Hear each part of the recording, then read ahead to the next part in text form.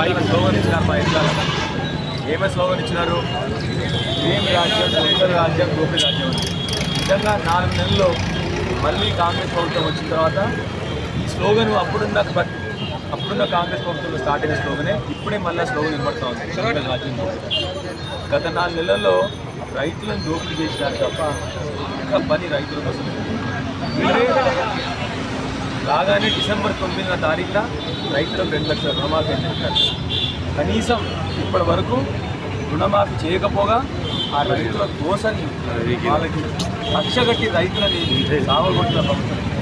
ఇంత దారుణమైన పరిస్థితి అంటే రైతులు ఆత్మహత్య చేసుకుంటున్నట్టే ఇప్పుడున్న ప్రస్తుత ముఖ్యమంత్రి నవ్వి జోకులేసి అవహేళన చేస్తున్న ముఖ్యమంత్రి. ఇంత దారుణమైన ముఖ్యమంత్రిని ఎప్పుడు చూడలేదు, భవిష్యత్తులో కూడా తెలంగాణ రాష్ట్రం చూడదు ఇలాంటి ముఖ్యమంత్రి. దయచేసి మీరే వాగ్దానం చేసిన 500 రూపాయలు బోనస్ అన్నారు.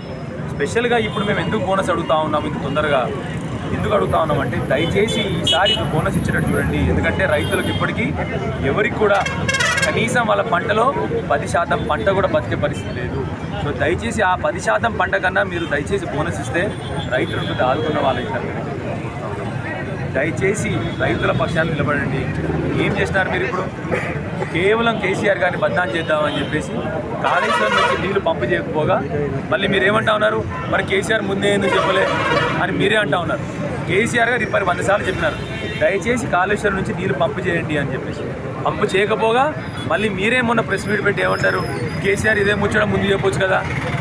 ఇంత దారుణమైన ముఖ్యమంత్రి ఎవరండి నేను చూస్తున్నా. దయచేసి మా ప్రెస్ మిత్రుల ద్వారా కూడా కొడతా ఉన్నా. ఎందుకంటే ఇది రైతుల సమస్య. మీలో కూడా చాలామంది రైతులు ఉన్నారు. నిన్ననే ముద్దంపూరు, బోయినపల్లి గ్రామాలు పోయినాం.